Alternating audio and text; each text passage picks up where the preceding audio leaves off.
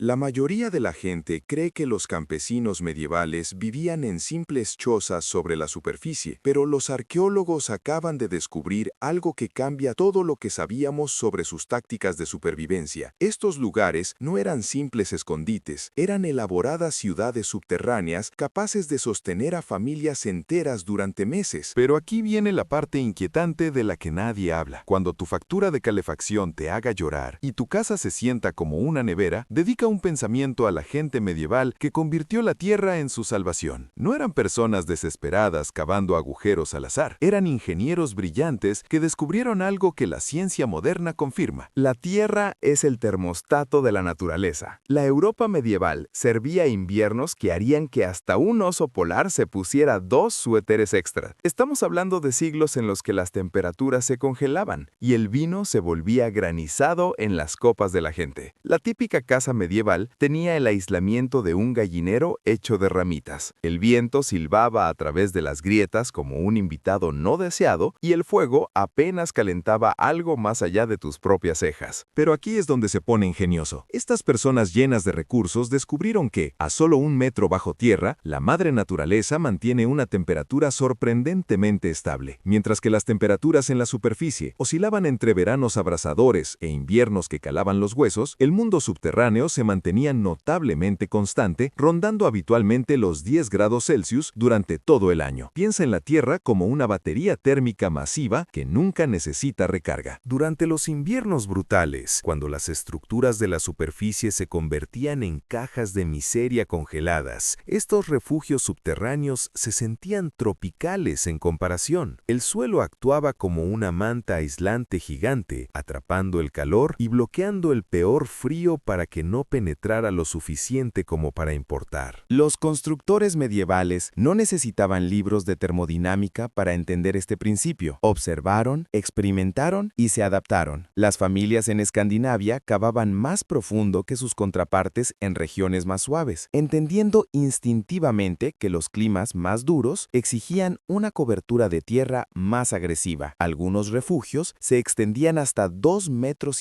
de profundidad, lo suficiente para que ni la ventisca más feroz pudiera tocarlos. La evidencia arqueológica revela técnicas sofisticadas de gestión de temperatura. Muchos refugios presentaban entradas cuidadosamente anguladas que evitaban que el aire frío se asentara en el interior. Otros incluían múltiples cámaras, creando bolsas de aire que mejoraban el aislamiento. Estas no eran cuevas rudimentarias, eran sistemas de control climático diseñados por personas que entendían la termodinámica mejor de lo que creían. El confort psicológico era igualmente importante. Cuando los vientos aullantes amenazaban con arrancar tu techo y la nieve se apilaba más alto que tus ventanas, retirarse a tu cálido santuario subterráneo proporcionaba alivio mental junto con calor físico. Estos espacios se convirtieron en refugios familiares donde los niños podían jugar sin tiritar y los adultos podían trabajar sin tener los dedos entumecidos. Las variaciones climáticas regionales moldearon dramáticamente los diseños de estos refugios. Las comunidades del norte desarrollaron complejos elaborados de múltiples habitaciones con túneles conectores, mientras que las regiones mediterráneas construyeron versiones más superficiales y simples, enfocadas más en enfriar que en calentar. Cada diseño reflejaba los patrones climáticos locales y las necesidades de supervivencia. Ahora bien, mantenerse caliente era solo una de las razones por las que la gente medieval adoptó la vida bajo tierra. Cuando los invasores aparecían en el horizonte con intenciones mucho menos amistosas que una tormenta de invierno, estos refugios ocultos servían para un propósito totalmente diferente, pero igualmente vital. La gente medieval no solo estaba preocupada por morir congelada en invierno, tenían problemas más grandes respirándoles en la nuca, literalmente. Saqueadores, bandidos y ejércitos hostiles vagaban por el campo como invitados a cenar que queman tu casa en lugar de comer tu comida. Estos escondites subterráneos se convirtieron en salvavidas durante los ataques. Cuando las fuerzas enemigas se acercaban, familias enteras podían desvanecerse bajo tierra más rápido que un adolescente huyendo de sus tareas domésticas. La entrada a menudo estaba disfrazada bajo fardos de heno, pisos falsos o piedras colocadas ingeniosamente que parecían características naturales del paisaje. Pero aquí es donde se pone interesante. Estos refugios no eran solo habitaciones situaciones del pánico para amenazas humanas, las ciudades medievales se incendiaban con una regularidad alarmante, a veces mensualmente. Las casas de madera estaban empaquetadas como sardinas en lata. Fuego abierto para cocinar y calentarse, más 0 departamentos de bomberos, significaba que el desastre golpeaba a menudo. Cuando las llamas barrían los vecindarios, los refugios subterráneos proporcionaban el único escape del humo y el calor. Las familias inteligentes construían múltiples rutas de salida. ¿Por qué? Bueno, quedar atrapado bajo tierra durante un asedio era tan atractivo como una endodoncia realizada por un herrero. Algunos refugios presentaban túneles que conectaban con pozos cercanos, bordes del bosque o incluso propiedades vecinas. Piénsalo como el networking medieval, pero con beneficios reales de supervivencia en lugar de tarjetas de visita. El aspecto psicológico también era enorme. Saber que tenías un retiro seguro ayudaba a las comunidades a dormir mejor por la noche. Los padres podían decirles a sus hijos exactamente dónde correr cuando comenzaran los problemas. Las aldeas desarrollaron sistemas de alerta temprana, campanas de iglesia, señales de cuerno o vigías designados que detectaban el peligro inminente. El mantenimiento se volvió crucial, ya que estos refugios necesitaban funcionar perfectamente bajo presión. Las familias revisaban regularmente los sistemas de ventilación, limpiaban los escombros de las entradas y almacenaban suministros de emergencia. Nadie quería descubrir problemas estructurales mientras las flechas volaban sobre sus cabezas. Se desarrollaron variaciones regionales basadas en las amenazas locales. Las áreas costeras enfrentaban incursiones vikingas y necesitaban refugios de acceso rápido cerca de la costa. Las regiones fronterizas lidiaban con disputas territoriales constantes, por lo que construyeron redes de túneles más elaboradas. Las comunidades de montaña se preocupaban tanto por las avalanchas y deslizamientos de tierra como por los enemigos humanos. La evidencia arqueológica revela detalles fascinantes sobre la vida de asedio bajo tierra. Marcas de arañazos en las paredes sugieren que la gente pasaba semanas escondida durante ataques prolongados. Las áreas de almacenamiento de alimentos muestran sistemas de racionamiento cuidadosos. Incluso la eliminación de desechos estaba planificada. La gente medieval entendía que el saneamiento importaba para la supervivencia. Los refugios más exitosos combinaban camuflaje con funcionalidad. Las entradas parecían completamente naturales desde arriba, mientras que los espacios interiores proporcionaban espacio adecuado para las familias y suministros esenciales. Algunos presentaban paredes falsas que ocultaban cámaras más profundas, creando escondites de respaldo dentro de los escondites. Pero construir estos refugios salvavidas requería más que solo miedo y determinación. El verdadero desafío estaba en la construcción misma, empezando con la pregunta fundamental de qué materiales podían realmente conseguir los constructores medievales. Las familias medievales trataban sus bodegas subterráneas como si fueran la cámara acorazada de un banco para su comida. Bueno, eso si la cámara acorazada oliera a repollo fermentado y guardara nabos en lugar de lingotes de oro. Estos refugios no eran solo agujeros en el suelo, eran sistemas de almacenamiento sofisticados que mantenían vivas a las familias a través de inviernos brutales. La tierra mantenía una temperatura estable todo el año, rondando los 10 grados Celsius. Eso es más cálido que la configuración del termostato de tu abuelo y más fresco que sus quejas sobre las facturas de energía. Los barriles de grano se alineaban en las paredes como soldados en posición de firmes. Las familias almacenaban trigo, cebada y avena en contenedores de madera sellados con grasa animal o arcilla. Una ubicación inteligente prevenía el daño por humedad mientras mantenía a los roedores a raya. Nadie quería descubrir que su trigo de invierno se había convertido en un hotel para ratones. Pero aquí es donde la gente medieval se puso realmente ingeniosa. Crearon zonas de refrigeración natural dentro de sus bodegas. Los vegetales de raíz iban a fosos llenos de arena que mantenían zanahorias, chiribías y cebollas frescas durante meses. Piénsalo como el meal prep original, excepto que en lugar de contenedores de plástico usaban la propia tierra. Carnes preservadas colgaban de vigas de madera como en una charcutería medieval. Cerdo curado en sal, pescado seco y salchichas ahumadas colgaban en el aire fresco y seco. La temperatura constante prevenía que se echaran a perder, mientras que la baja humedad detenía el crecimiento de moho. Tu refrigerador moderno desearía poder trabajar tan eficientemente sin electricidad. Luego estaban las bebidas. Los barriles de cerveza dominaban muchas bodegas, porque el agua no siempre era segura para beber. Las familias elaboraban una cerveza suave que que incluso los niños consumían a diario. El almacenamiento de vino requería más delicadeza. Las familias adineradas posicionaban sus barriles en las esquinas más frescas, creando las primeras cavas de vino que harían llorar de envidia a tus Sims. La evidencia arqueológica revela que algunas familias almacenaban suficientes provisiones para 6 meses o más. Ollas de cerámica contenían miel, el equivalente medieval del azúcar, mientras que cajas de madera contenían especias preciosas. Estos no eran solo suministros de emergencia, representaban seguridad económica en un mundo impredecible. La organización avergonzaría a los entusiastas de las despensas modernas. Todo tenía su lugar, desde el barril de grano más grande hasta el manojo de hierbas más pequeño. Las familias creaban sistemas de inventario usando varas de recuento o marcas simples en las paredes. Sabían exactamente lo que tenían y cuánto duraría. Algunas bodegas incluían sistemas